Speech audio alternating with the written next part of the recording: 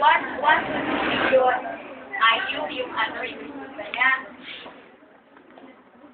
So, yung report ng HCG, actually positive pa rin siya for 100 days after the surgery. Kasi may surgery din tinatawag natin natin suction curettage. Wherein, na-evacuate natin yung product of this connection. So, since mataas, as mentioned earlier, since mataas yung HCG ng mother, nagkakaroon siya ng mark ng CAS vomiting. Tapos, di ba normally sa pregnancy-induced hypertension, di ba yung mga manifestation such as edema, proteinuria, and as well as hypertension, di ba namamanifest lang ng patient 20 weeks after the 26 weeks of gestation. Pero sa ESMOL, possible na mamamanifest ng pasyente yung mga mentioned symptoms earlier than 20 weeks first trimester. 1 to 3 months. 20 weeks to 27 months. Right one.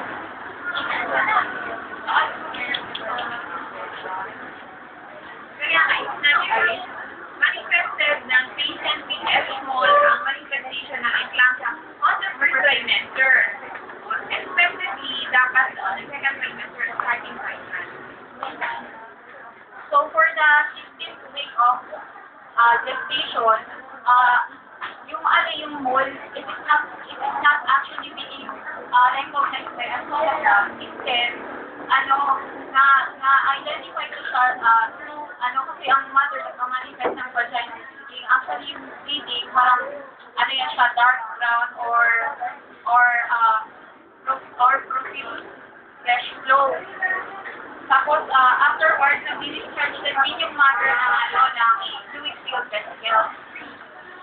So, for the management, as mentioned earlier, in suction curettage, tapos, after the surgery, the patient or the mother should undergo a self-examination, a chest-X-ray examination, and as well as yung HCG valid. Kasi yung HCG, usually, is being analyzed every 2 weeks until mag-normalize na yung HCG level ng mother. Tapos, after na-normalize na siya, next 12 months after, i-examine na naman ulit yung HCG.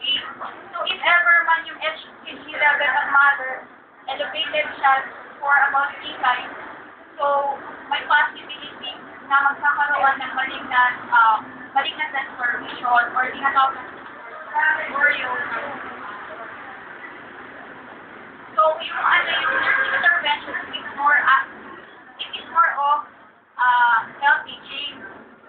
We have to instruct the mothers to utilize or use reliable contraceptives like the oral contraceptive for 12 months. So, bakit kailangan ng contraception mothers? Para hindi siya confused if totoong pregnancy na or ba yung ESMOL pa rin nangyayari. Pero yung tendency kasi kapag nabubutis yung mother ulit, within sa parang 1 year, less than 1 year, ESMOL pa rin pupunta. So by 12 months, pwede na mag-plan ang mother for the next pregnancy.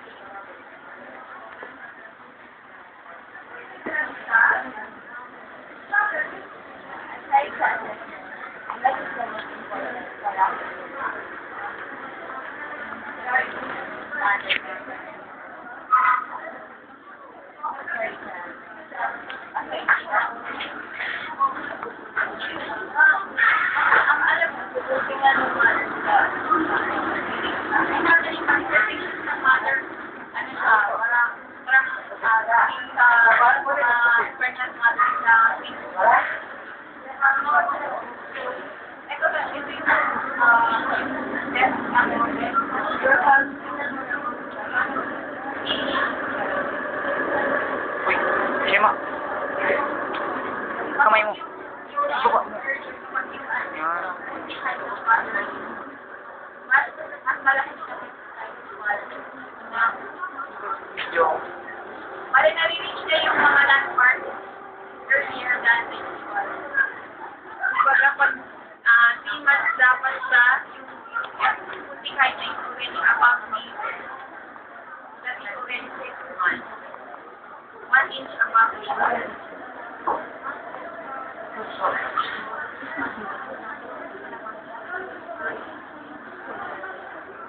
Oo, yes.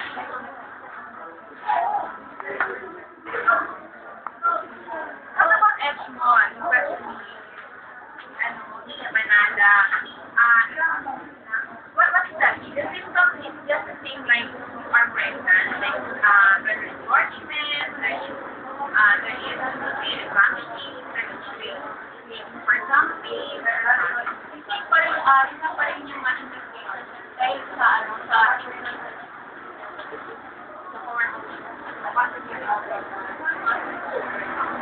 in other words, once the pregnancy test positive siya because of the presence of human corneal gonadotropin.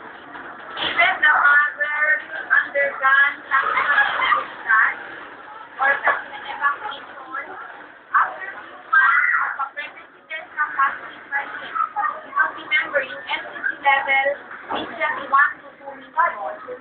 Grabe. And the normal FCC level that once we are pregnant is only 400,000. Yung kasi kami nagkakaroon ng eto mo ng isang babae. Ano yung mga factors?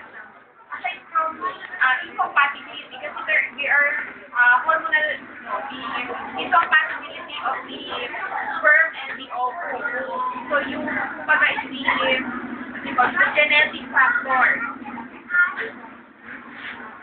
Oo. So other than that, ano po yung mga contributing factors? According to survey, mostly yung mga nagkakaroon ng Edgemont, yung mga women older than 35 years of age, women of the Asian heritage, yan tayo from like Edgemont. At saka yung women with no intake. Yes, no intake of protein, especially during first trimester. No intake of protein. So, siya economic factor. Okay? So, no intake of protein. So, yung mga, kasi one case in PMQ sa akin, si always suggesting sa mga laso, mga, so, no intake of protein. What is one case? No intake of protein. So, pala yun. So, pala yun.